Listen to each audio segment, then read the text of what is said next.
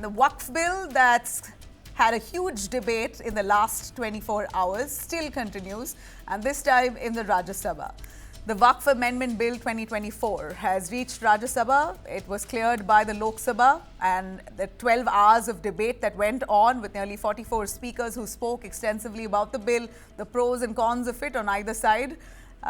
Now introducing the bill in the upper house, you have Union Minister Kiren Rijiju, who said the amendments aim to strengthen Waqf boards with protecting the rights of women, children, marginalized. So the centre constantly committing to the fact that this is only for the betterment of the Muslim community. Do not fall prey to all those false allegations made by the opposition. More or less what the centre says while backing this bill.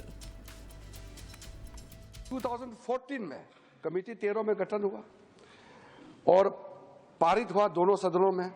फिर 2014 5 मार्च को, यानी कि 25 दिन पहले election एकदम notify हो करके code of conduct लगने ही वाला है, तब हनन फनन में उस समय की यूपीए सरकार ने देश का राजधानी दिल्ली के अंदर में सबसे प्राइम प्रॉपर्टी 123 प्राइम प्रॉपर्टी को डी नोटिफाई करके दिल्ली वक्फ बोर्ड को सौंप दिया है।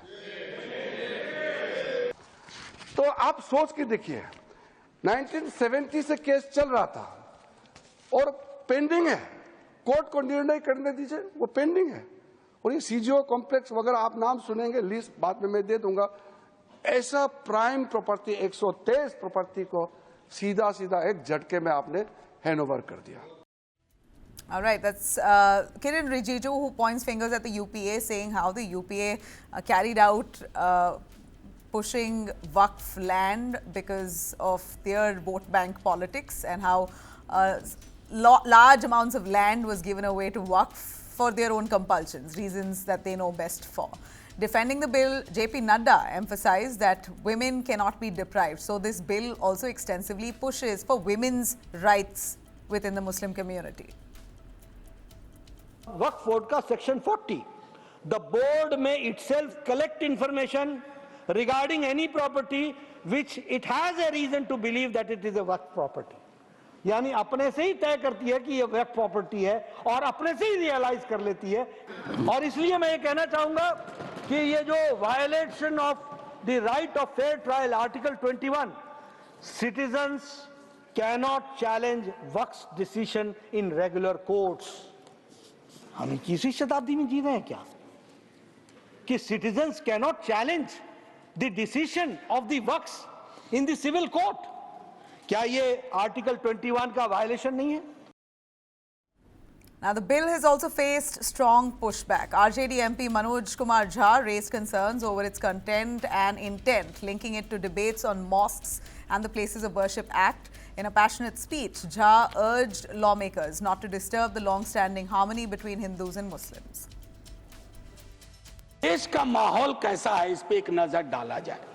गाहे बगाहे इकोनॉमिक बाइकॉट की बात होती है, गाहे बगाहे किसी पुरानी मस्जिद के नीचे कुछ चीजें ढूंढी जाती हैं, गाहे बगाहे प्लेसेस ऑफ वर्शिप एक्ट पे सवाल उठता है।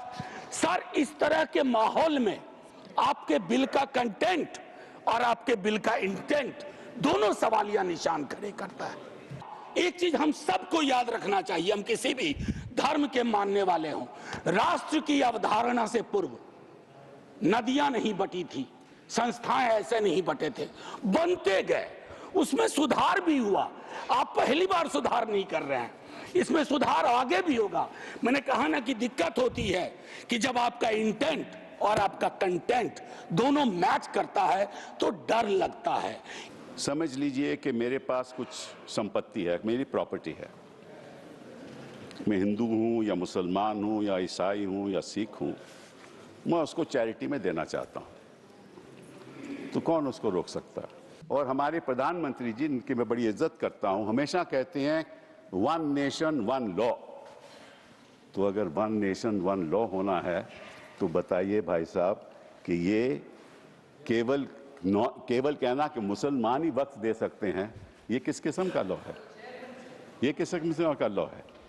और ये भी कहना कि मुसलमान को पहले 5 साल मुसलमान बने, फिर तय करना होगा कि तुम वक्त दे सकते हो कि नहीं। अरे भाई, प्रॉपर्टी मेरी, मालकियत मेरी, चैरिटी में मैं देना चाहता हूं, आप कौन होते हो कहने को नहीं दे सकते? ये कौन सा कानून है?